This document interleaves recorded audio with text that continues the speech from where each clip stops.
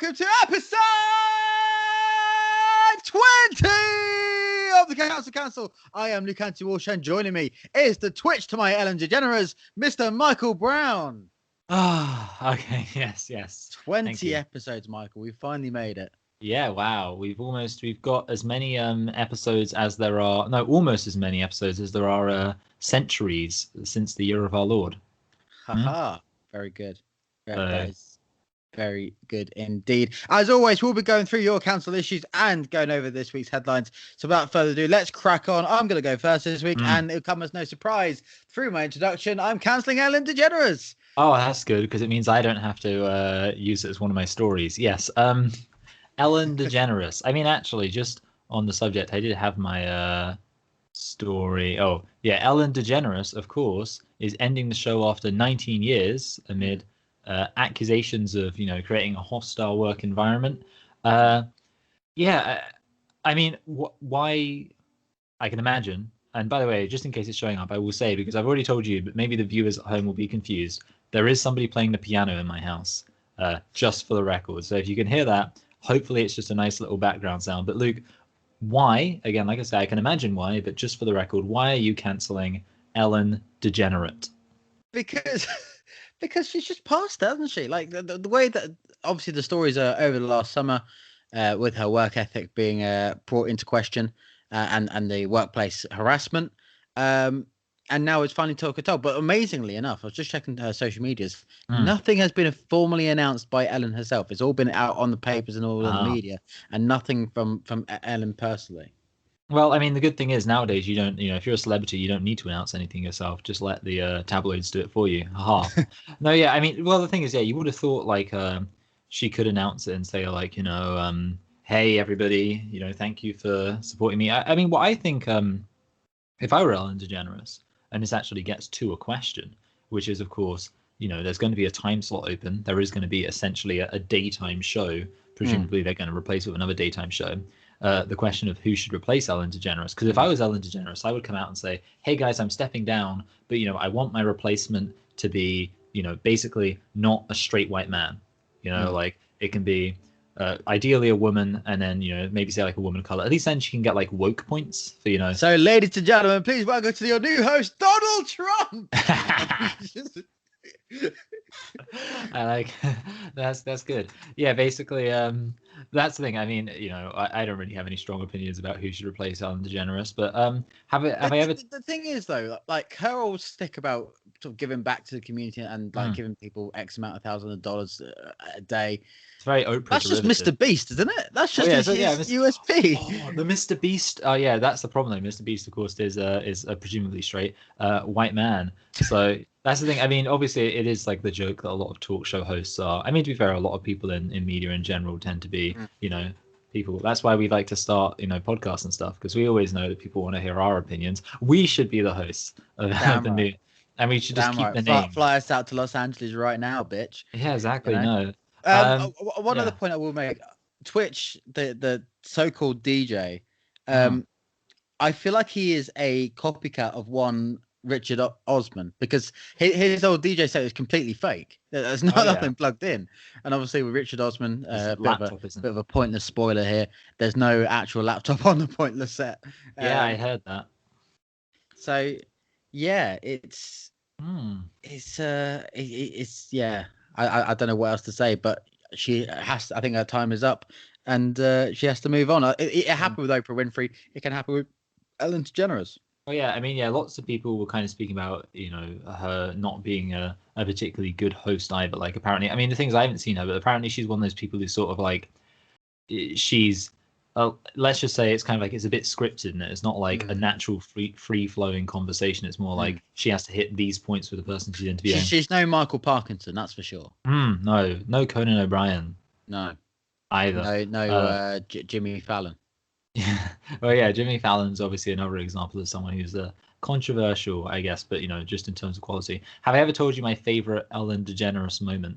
No. I tell many people about it. So basically, it's the only kind of thing I know she's ever done, and it was after the Donald Trump election.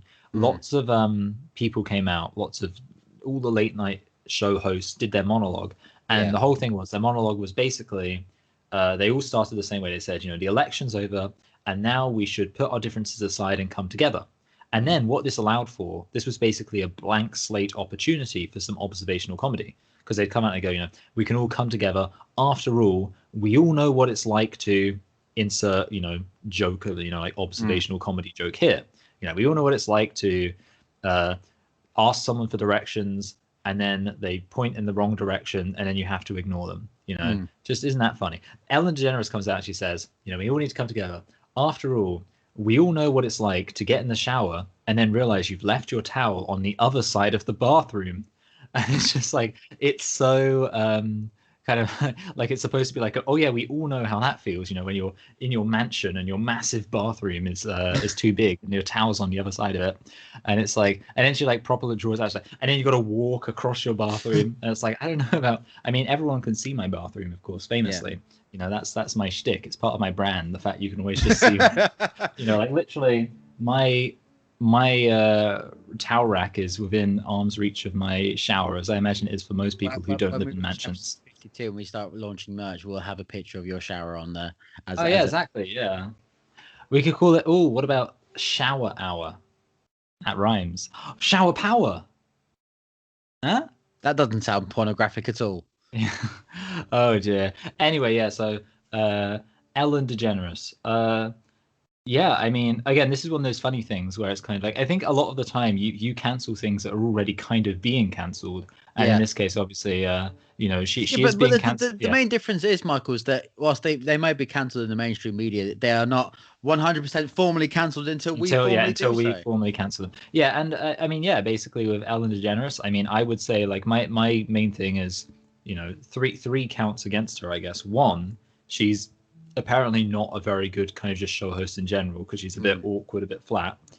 Two, there's been like some videos about how like she's made people kind of feel uncomfortable in interviews. Like, I think there was did you ever hear about the story where she pressured Mariah Carey into revealing, this is kind of funny in like a very morbid way, she pressured Mariah Carey into revealing that she was pregnant, even though Mariah Carey didn't want to. And then later on, Mariah Carey had a miscarriage. And it's like, oh dear. Oh dear. Oh dear. I mean, like, another famous example is the one with Dakota Johnson of recent years. And you can just tell by the look in Dakota's face that she just doesn't want to be there. Like, yes, she's on one of the biggest daytime talk shows in the United States, and I guess the world, arguably. And she's grimacing like, she's just not having a great day. Yeah, and she was on the set of 50 Shades of Grey, and yet she didn't look as uncomfortable there. No, yeah. So basically, and then of course there's the fact that there is the whole thing about her being abusive behind the scenes too. So all of that, I think, and the fact that I think Finding Dory was unnecessary. I haven't even seen it, but it just sounds like, I just think like Finding Nemo was a complete, like, Dory was a sidekick. The idea that like, let's make a solo film about the sidekick, I just think, again, I haven't seen it, but just, and I will watch it someday, but just in my head I'm like, who wants to watch that, like a film about the comic relief sidekick? It's like, the Puss in Boots Shrek's spin-off. So yeah, with that said, another reason to cancel Ellen DeGeneres. So yeah, I will actually cancel Ellen DeGeneres. Bang. Gavel. The lamp has spoken. Don't get on about gavels, because we'll sound like Luis Sanchez. Yeah. I can put a restraining order on you. Yeah. How about that? Anyway, he still hasn't accepted our invitation to formally come onto the camera. Yeah, exactly. And face his charges. Well, you know what? Here's actually a thing. Speaking of formal invitations, last week we actually had our first ever ding email. Do we have any more emails? No. I think so. I didn't think we would, because it's kind of just inside. But do we have any comments? No, okay. We don't. Well, that's good. We'll just have to make the most out of these news stories. Straight onto this week's headlines. But before we jump into this week's stories, Michael, if they actually do want to contribute to our podcast and drop us an email or put a comment, where can they find us, Michael? Well, they can always find us at cancelcouncilyt@gmail.com. That's where. And how does that go in a melodic way? Yeah, it goes cancelcouncilyt@gmail.com. And where else can they get in contact with us, Luke? 20 episodes and it still sounds magnificent. Yeah, you can also find us on Twitter, Instagram, Facebook, and on Discord. It's Cancel YT that goes CANCELCOUNCIL YT. Come and find us. We'll definitely drop your comments and we'll be able to talk about your issues. Without further ado, let's jump in straight into the news. Michael, what have you got for me? Have you ever heard of a YouTuber called Boogie2988? I think that's his name. No, but I'm about to. Oh, haven't you? That's interesting because he's got, well, it's a classic fall from grace story. He started off as like his whole shtick is that like everyone thought he was like this really nice guy, like he was basically just a proper like wholesome YouTuber.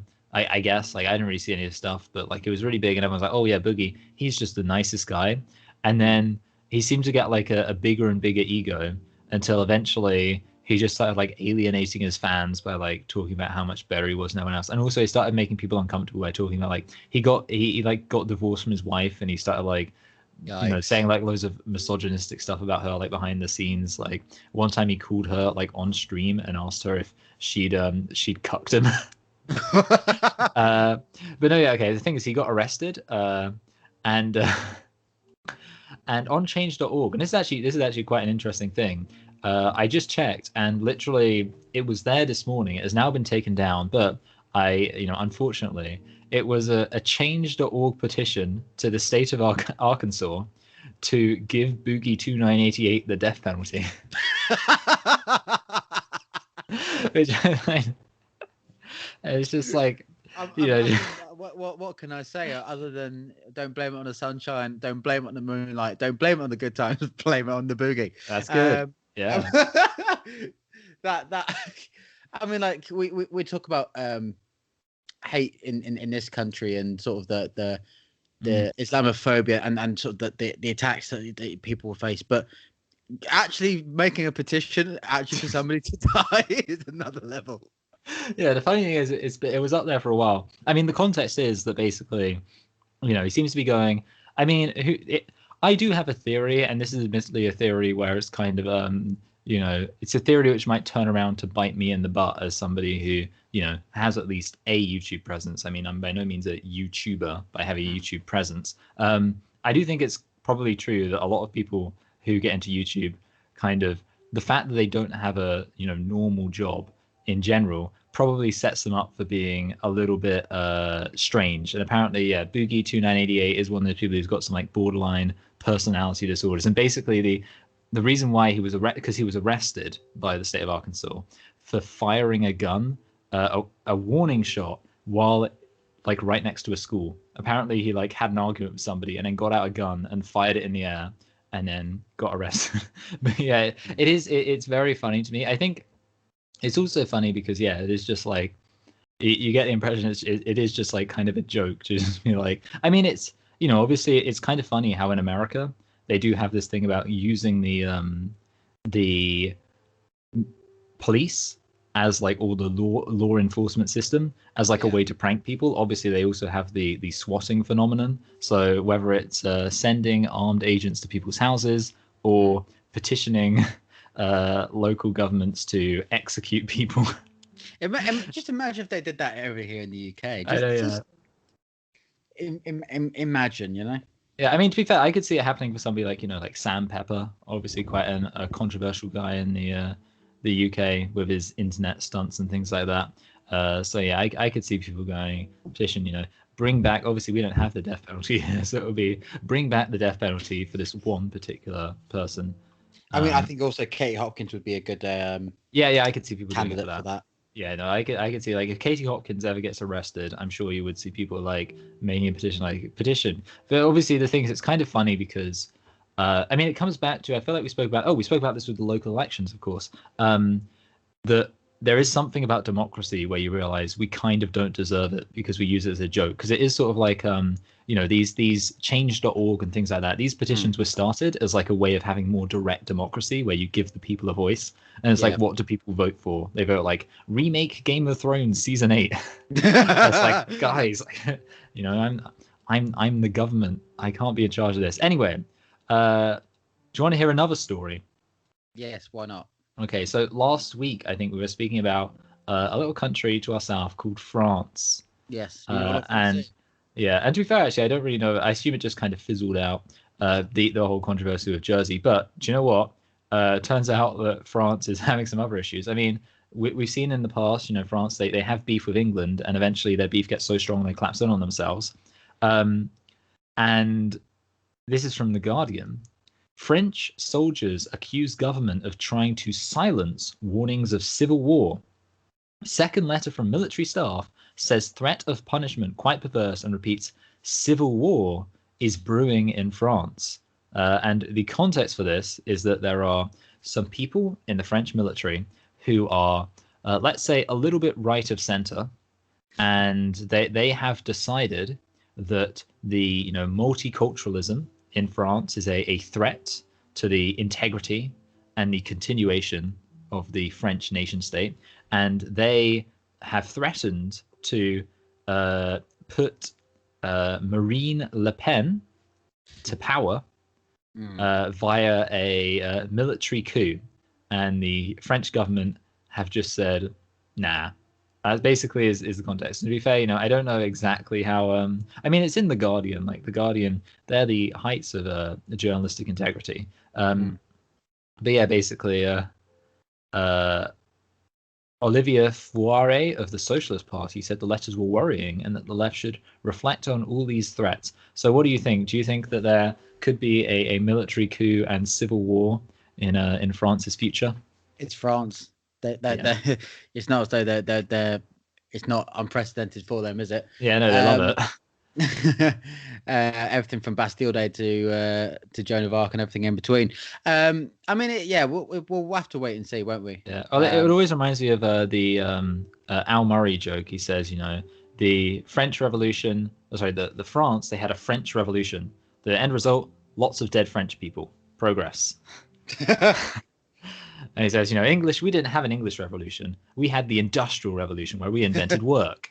And it's like, to be fair, that's the thing. I mean, obviously France, I think a lot of Europe, like Europe's always almost like, it always feels like it's teetering on the edge. Like sometimes Europe feels like really kind of progressive and socialist and cosmopolitan. And in other times it feels like it's right on the verge of going all the way back to 1930s fascism.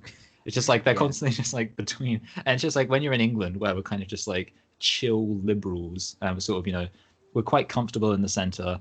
Our Conservative Party isn't that extreme.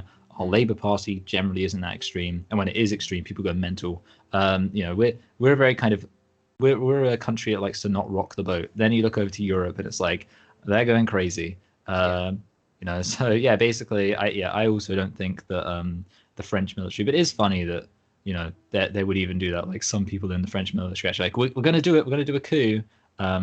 The problem is, okay, and this is the question, in a French civil war, which side surrenders? Yeah.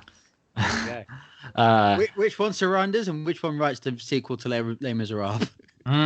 Exactly, yes. Now, to close, we actually have, and you'll like this, we've got two gender politics stories. One of which gender politics stories from the gender politics man. Let's hear it. Yeah, one of which is slightly more silly, and I wasn't actually going to include this one, but for the fact that you already mentioned the Ellen DeGeneres news, which is what I was going to talk about. And actually, it's taken a while to load up, but I can read the headline anyway. This is from pinknews.co.uk, and apparently, World of Warcraft have confirmed that the character Chromie is actually transgender. So what do you? Does that affect his hit points? Does that affect his attributes at all? I know, yeah, it's one of those things. I mean, they do it all the time. They just randomly. In fact, actually, wait. From the Gamer, it says players celebrate. So who would have thought that Gamer Bros would be really pro trans people being valid? But yeah, basically, it's. Yeah, it is interesting. Obviously, it kind of reminds me of, and this was almost in a way spicier news. There was a whole article about how in I think it's called Hogwarts Legacy, which is going to be the kind of open world Hogwarts roleplay game. the characters are allowed to be trans, and I think like the idea is you can have basically, which is kind of weird because I feel like basically it's like you have separate options for picking your character's sex, I guess, and other options for picking your character's pronouns. And it just feels like it's kind of funny because, as you sort of pointed out, obviously being trans doesn't really reflect material reality in any way. Like, and it is, I mean, it kind of reminds me of when you say like a character's gay, but then it's like they don't actually even do anything, like it doesn't actually impact them. But I guess the difference is with being gay, at least there's like the option of doing something. With being trans, it's like there's not really. I mean, what does it mean? Does it mean that now in what was it called, World of Warcraft, you'll be able to, now you'll be able to walk into whatever bathroom. They should have like a they should have a quest where it's like oh no, the villain is in the women's bathroom and you're all biologically male, and then Chromie heroically steps forward. I assume Chromie is biologically male. Steps forward, is like, don't worry, sexuality. Yeah, this is a job for me. I'll get you. No, yeah, that's the story, but a slightly more interesting story. Did you hear that London North Eastern Railway has had a little bit of a public relations issue because, and you're not going to believe this, one of the train conductors said, and in fact, actually, according to, this is the Daily Mail, which we love, we like to get a variety of sources in here. The London North Eastern Railway could ban conductors from greeting passengers as ladies and gentlemen, because obviously, and that's very exclusionary. What do you think, Luke? I mean, it's ridiculous, isn't it? Like, the way I see it is like, if you're getting on a train or a bus or a plane or whatever, the last thing you want to be doing is being bothered about what's coming over the tunnel. Really, you just want to get to point A to point B. I don't know about you. I'm one of those people who just zones out. Well, I mean, that's the thing. Like, ironically, what actually started the controversy, I guess, was that somebody tweeted, like, I was on the train and it said "ladies and gentlemen," and I thought, since I'm non-binary, this doesn't actually apply to me, so I decided to not listen. But I think the irony is that, if anything, it sounds like, because obviously, like you say, I don't listen to those announcements most of the time. Maybe I'll like half listen just to make sure there's nothing there. But the irony is that, I guess, if you have, like, what they should actually do is they should have the conductors say more controversial stuff, because that way all of the get people's attention. All of the woke people will have to be listening in, like, oh, let me make sure they didn't say anything that was offensive. So basically, if anything, it's a good thing that the train conductors are saying all of this stuff, because that way, at least some people are going to have to listen.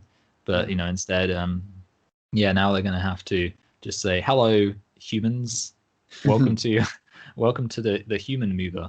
It kind of reminds me of how in Disneyland, in like the future world, they have a ride called the People Mover. Like, that's what. But no, yeah, basically, I guess it is very exclusionary to people who are transgender. Hey, very good. No, yeah. So I mean, that is what, I can't believe I feel like we've gone through the news really fast. Yeah. Somehow, I don't know. Maybe. Oh no, I know what we can talk about. We've got time. Let's talk about Israel-Palestine. Yeah. Oh yeah, that little thing that's been going on this week. To be fair, no, the reason why I was thinking we could talk about it. The main thing I find funny about Israel-Palestine is that, like, it's kind of like there's different questions, and I feel like a lot of the time it's one of those things where it's like people act as if there are two sides when there aren't really two sides, because it's kind of like you can have different, like, for example, I mean, there's a question of like, is it even a good idea to have like the idea of a Jewish ethno state? That's like a Jewish nation state, let's say. That's a debate right there. And then there's other questions like, was it wrong to start Israel? Like, was it wrong to ever come up with the idea, back in like the first half of the 20th century? And then you can ask different questions like, well, now, it's been there for like 50 years, well, 70 years basically. There's got to be a point at which you accept the fact it's legitimate.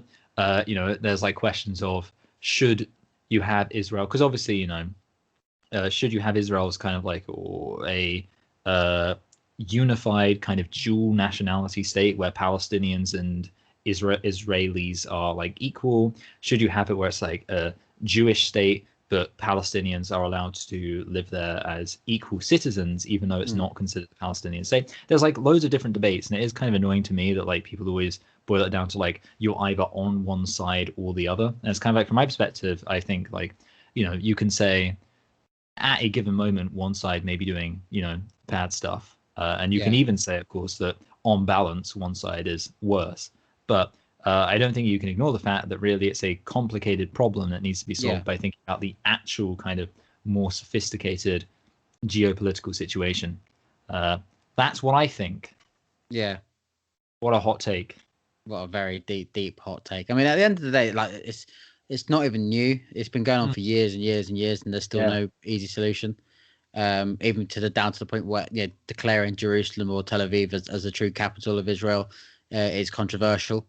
I don't know what to say really. No, I mean, I think like what I find, I don't know why it's like kind of an obvious thing, but I sort of just realized it. Basically, what you have is a situation where like there has been like low level violence for like 100 years between like Jewish communities and Arab communities, and basically all that's happened is that the violence has continued while technology and the kind of political apparatuses involved have become more extreme and more advanced. It's kind of like it's basically just like both sides are still like engaged in the same fight, because really it is a case like, obviously, I don't think anybody can deny that you have Palestinians committing terrorist attacks. I don't think anyone can deny that Hamas and the other major political organization in Palestine, which is literally called Islamic Jihad, I don't think anyone could deny that there's something a bit scary about those organizations, and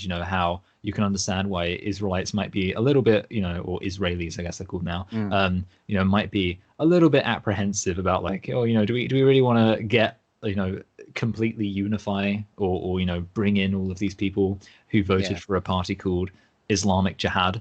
But then at the same time, it's kind of like, well, I guess you can understand why the Palestinians are angry and likely to vote for parties like that, because the Jews obviously have been doing all these things. So it's kind of like, it's basically the chicken egg of conflicts. It's like you can pretty much, if you're going to point to like one thing, you say like, oh, the Jews are, firebombing Palestinian neighbors. And they say, well, the reason why they're doing that is because there are terrorists in there. And then you say, well, the terrorists are only doing it because the Jews tore down these settlements. They say, well, the only reason that the Jews are tearing down the settlements is because of Palestine attacked first, and the Jews had to occupy it in order to keep it safe and keep the peace. And they say, well, the only reason the Palestinians, like basically you can literally do it forever until you go right back to the beginning of time when one molecule probably bounced into another molecule in a pretty aggressive way.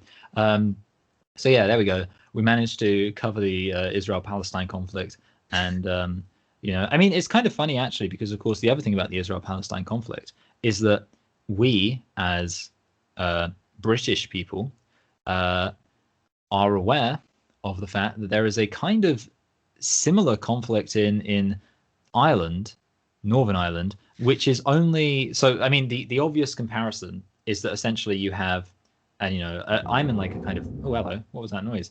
I'm in kind of a both sides situation when it comes to that, in that like obviously you have these kind of unionists who feel a kind of ethnic and religious connection to Great Britain, and they've lived there for hundreds of years. I don't think anyone can deny that there are genuine unionists in Northern Ireland who have an authentic claim to being Northern Irish, and by extension have an authentic claim to that land.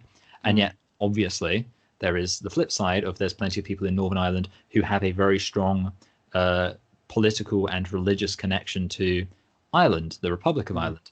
And obviously, I don't think anyone can deny that they have a legitimate claim to being Northern Irish and living in that land. And obviously, the big conflict, which killed many Northern Irish people, and of course spilled over into Britain, and I would imagine, I mean, at least historically spilled over into the Republic of Ireland.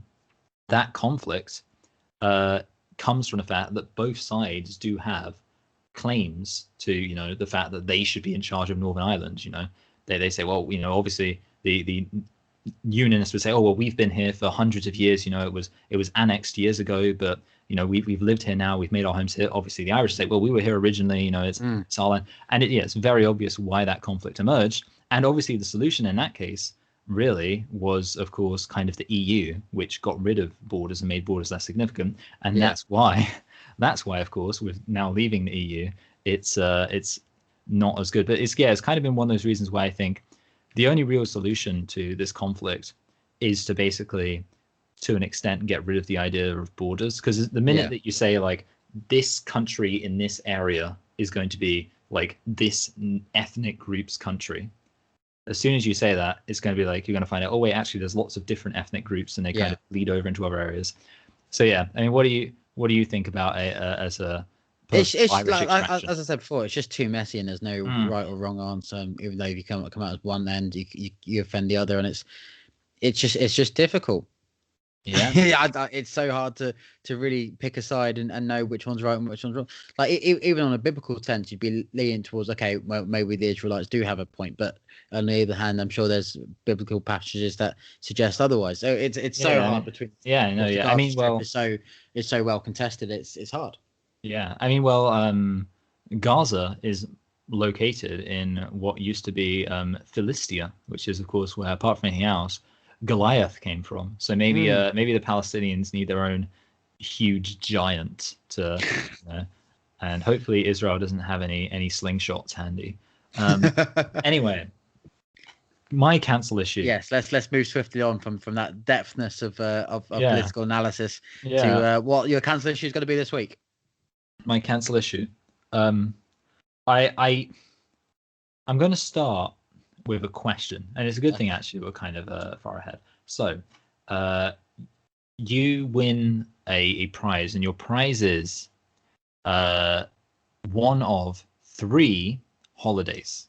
Okay, now holiday A is 2 weeks on a island or a resort, where it's very hot. You're by the beach. There's a swimming pool. But there's no Wi-Fi. There's not really any TVs. The only thing you can really do while you're there is soak up the sun, swim in the sea, maybe get a couple of bevs by the pool. Okay. Very relaxed. Option holiday B is you can go to a kind of manor house, like a quite large manor house in the countryside. And in that house, you can have, and for 1 week, and you can have as many people as you want. So you can say you want to have it with like lots of your friends, or you can say like you want to have it with your extended family. Obviously, I know that you have a fiance. Maybe you say, oh, you want to have like maybe some of your family, some of her family. A nice big family get together. And there, you do have Wi-Fi. You have TV. You can watch TV together, and you can play games. But basically, it's the holiday is very much centered around the big family get together. And then your holiday C, your third option, is a 4-day trip to a city in Europe of very cultural and historic significance, and you will have a quite packed itinerary. You'll visit all of the important sites. You'll visit all of the best restaurants. You'll visit all of the old churches, all of the old monuments, all of the nice parks. It will be a really kind of jam-packed sightseeing holiday for 4 days. So your options are, again, summer resort 2 weeks, family house 1 week, or jam-packed sightseeing for 4 days. Which holiday do you pick?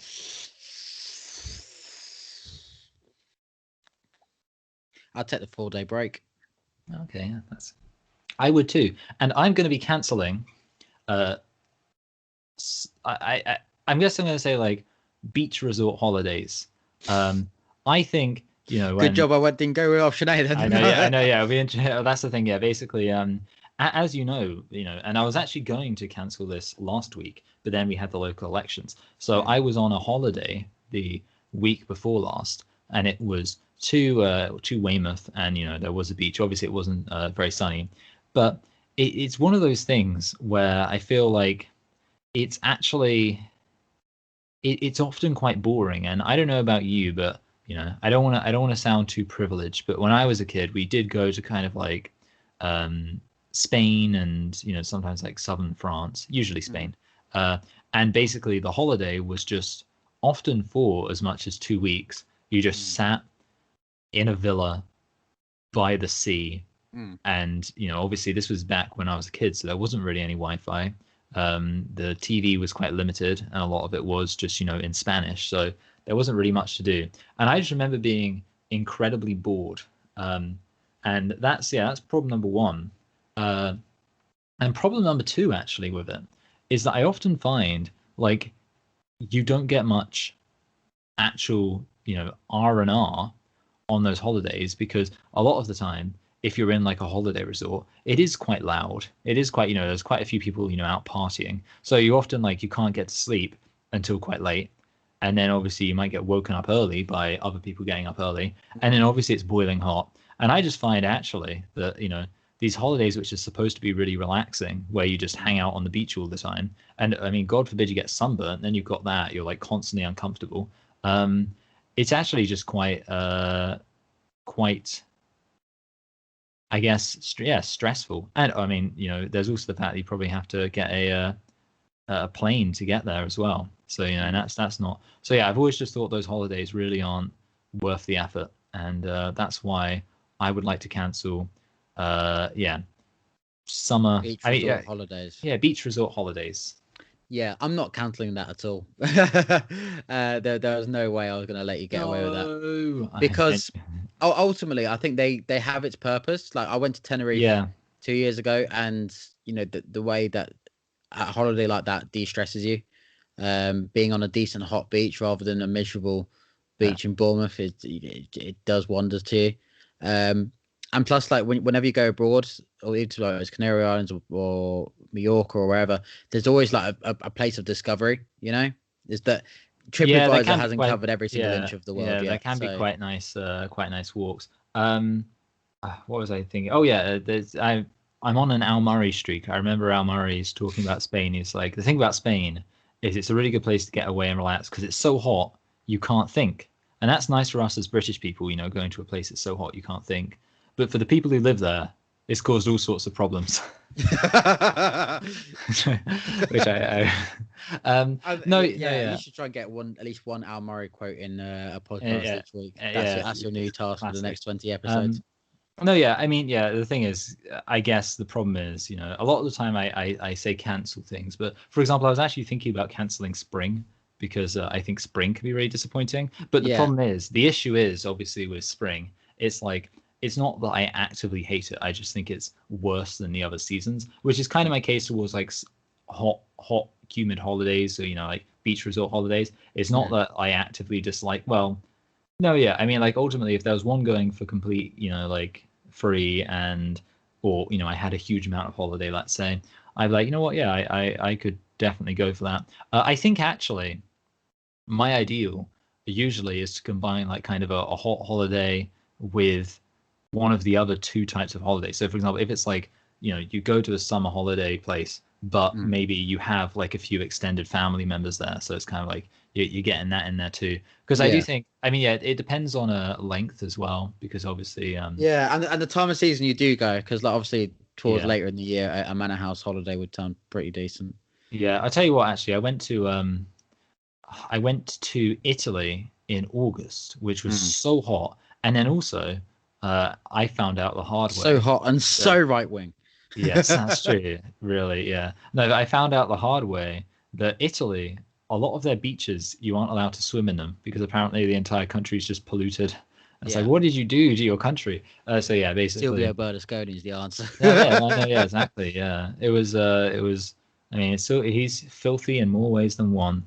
But yeah, basically, that kind of sucks. But I do think, I think I kind of agree with you. It does have its place. So in a way, I think I'm happy to not have it cancelled. I just wanted to rant against how, like, my beef really is the people who, for them, like, that's all a holiday is. And it's just like, for them, like, they live their whole lives just to then go somewhere and it's like boiling hot and they don't really do anything. I think, there is a lot to explore. And obviously you can explore stuff in a hot place, beach resort. But yeah, I think it's also quite nice to explore, go on like proper nice. I mean, to be fair, there's like holidays you can go on in England, you know, like who wouldn't want to just pop down to Cambridge for a day trip? There's lots of stuff to do. Museums, really. Who wouldn't want to go down to Cambridge for a day trip? I'm pretty sure a lot of left-wing people don't want to go there. What about Milton Keynes? You know, lovely. It's filled with. That's not even an attempt. That's like coming to Luton. I mean, like, why would you go there on holiday? Yeah, it's kind of, definitely. I mean, no, but London, like things like that. At the end of the day, I find it kind of funny that there are people who have been to Benidorm like 20 times and they've never gone to London to like see the sights and cultural significance and heritage of the country they actually live in. And I think, but no, you know what? I'm happy for it not to be cancelled because, I think ultimately it's fine. Actually, I guess the one other thing I will say is that I think for relaxation, like something I'm quite fond of is like the idea of like going to a spa like place. So kind of like one of those. I feel like a lot of the time they've got them in. Okay, so Thailand. I don't want people to get the wrong idea. I'm not talking about I know we've already mentioned gender politics already, but I'm not talking about those kind of spas in Thailand. No, but like these kind of places where they have like the hot stones that they put on your back and properly de-stress you. I think like that's kind of nice. I guess I like the idea of like active kind of de-stressing where it's like hot springs, hot spas, hot everything. And the other thing that I'm quite fond of is like more kind of areas where there's like a lake. Like I think if I could choose, I'd like to like go to kind of northern Italy and maybe have like a little villa by the lake and then go down to the old watering hole. I think that would be nice and relaxing. I guess really what I'm saying is that what I want to cancel most of all is other people, because that's what really stresses me out about like when you go to like Benidorm or something. Anyway, that's one to debate for the comments. That's certainly for sure. But if people want to get in touch with their own cancel issues that they want to put forward for future episodes, Michael, where can they get in touch? Well, they can always get in touch with us at an email address that is the following: cancelcouncil@gmail.com, and that is cancelcouncilYT@gmail.com. And where else can they get in touch with us, Luke? They can also find us on social media, on Twitter, Instagram, Facebook, and Discord. That is cancelYT. That goes CANCELCOUNCILYT. There we go. You can get in touch with us, and we're sure to debate your issues. But until next week, I have been Luke Anthony Walsh. That has been Michael Brown. See you next week for the next episode of the Council. Back at you.